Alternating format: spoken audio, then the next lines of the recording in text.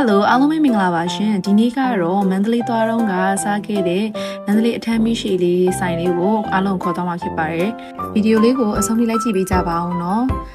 ဒါကတော့လိပ်စာလေးကတော့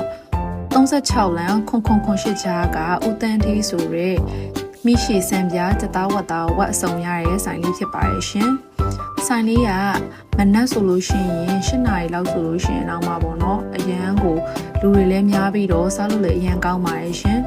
ဒါဆိုလို့ရှိရင်ဝက်နံယိုးတွေရောဝက်ချက်တော့တွေပေါ့နော်ဟင်းအိုးလေးဖြစ်ပါတယ်ပြီးရင်တော့ဒီမှာကသူကဝက်အချင်းတိုင်တွေရောဝက်ဥစုံတွေရောပေါ့နော်သူရဲ့အားသာချက်လေးကအဲ့ဒါလေးအကုန်ရတယ်ဥလေးတွေဆိုလည်းတန့်နေရပဲပေါ့နော်ပေါ်ရီဆိုလို့ရှိရင်လည်းထဲလို့ရှိရင်လည်းအရန်ခက်ခဲမှုပဲနဲ့မိရှိစားရတာပို့ပြီးတော့နေလို့လည်းအဆင်ပြေရပေါ့နော်အဲ့လိုအနေထားလေးကတော်တော်စားလို့ကောင်းပါတယ်ရှင်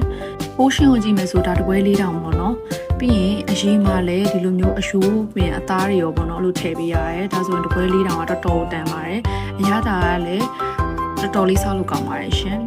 မန္တလေးကိုရောက်တယ်ဆိုလို့ရှိရင်ကြတော့စားကြည့်ဖို့အားလုံး recommend ပေးပါတယ်ရှင်တော်တော်လေးလည်းစားလို့လည်းကောင်းတယ်ဆန်ရှင်ဦးလေးနဲ့အန်တီနေရာလည်းအရင်သဘောကောင်းတာဆိုတော့မန္တလေးရောက်လို့ရှိရင်တော့မဖြစ်မနေဒီနေရာလေးမှာသွားပြီးတော့စားကြည့်ဖို့အားလုံးကို recommend ပေးပါတယ်ရှင်အော်မေးတော့မလို့ဒီမှာစားခဲ့တဲ့မုံလာဦးချင်လေးကလည်းမိရှိနဲ့အရန်ကိုလိုက်ဖက်ပါတယ်ရှင်ဗီဒီယိုလေးကိုအဆုံးထိလိုက်ကြည့်ပေးကြလို့အားလုံးကျေးဇူးများတင်ပါတယ်ရှင်နောက်တင်တဲ့ဗီဒီယိုတွေမှာအားလုံးနဲ့ပြန်တွေ့ပါမယ်နော်တတား